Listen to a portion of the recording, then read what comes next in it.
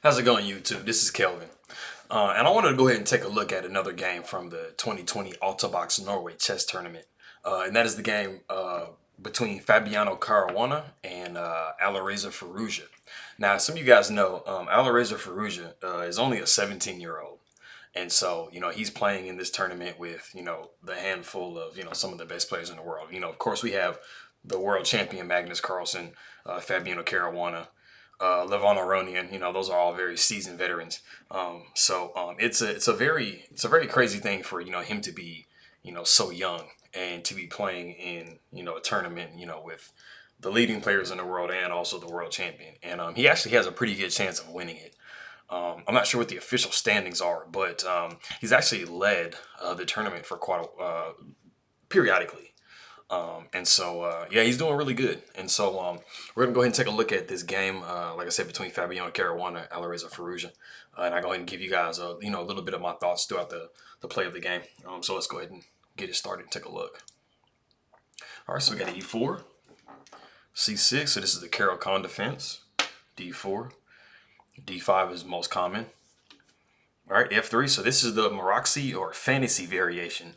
A lot of times you'll see players either make a C3 movement or an F3 movement to try to, if there's an exchange, to take back with their pawn, because it's most ideal for you to have an E4 and an E5 or D4 E4, D4 E4 or D5 E5 type of pawn center. So a lot of times you'll see people kind of use their wing pawns to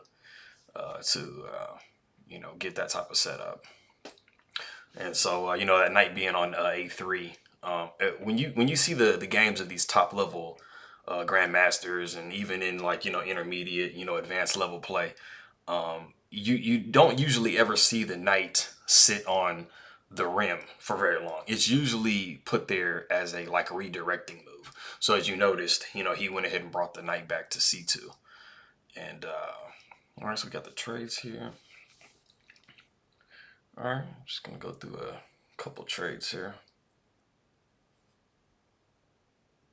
All right, so he's Caruana's giving up his bishop, but he's getting some compensation as far as the structure goes, because now you see that that Firouzja's structure is pretty damaged now on the king side, and that's definitely not where you want the damage to be.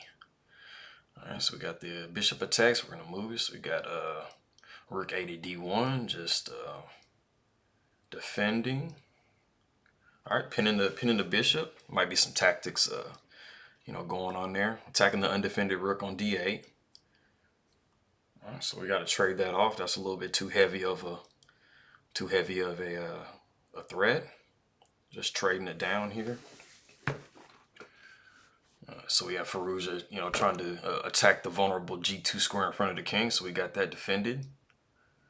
All right, just continuing to try to put pressure on that G2 square, because you see it's pinned because the rook is, opposite the king here.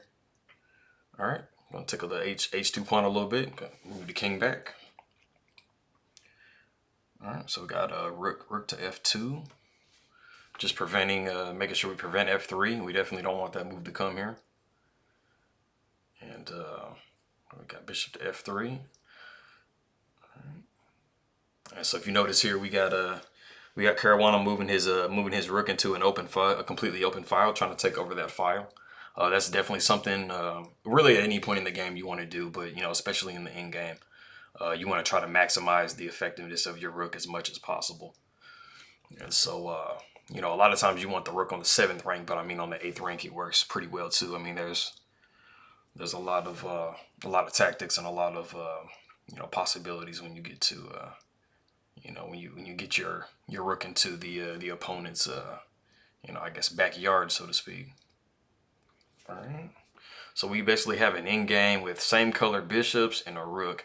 These end games are usually pretty hard to try to squeeze an advantage for either side, because as you can tell, the bishops can basically just kind of latch onto a pawn, and it's really hard, if not impossible, to dislodge them.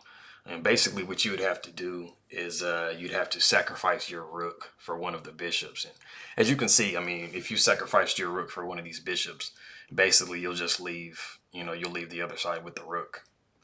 you know, against your bishop, you know, which is a considerably easier to win than it is to in these positions here. So trying to, you know, trying to dislodge the bishop there. Throw a little check in there. And so yeah, usually when you have, you know, like I said, when you have a bishop, let's say you have like a bishop versus a knight, or let's say you have a bishop versus a rook. The only time you really want to try to sacrifice that that rook for the bishop is if you can get into like a favorable like king and pawn type of endgame, which in this particular position doesn't. It's not going to be something you're going to be able to do. So, all right, taking the rook here, undefended rook. Take that pawn, and I believe it's here they just agreed to a draw. Like I said, I mean it's basically this bishop here is just going to be able to latch onto that pawn and just forever be protected, and then the same thing with this bishop here. So I mean, as you guys can see, it's a fairly even game. They pretty much played down to the exact same, you know, setup. This king is pretty, you know, this king is pretty cut off. It only really has, you know, these squares to go to.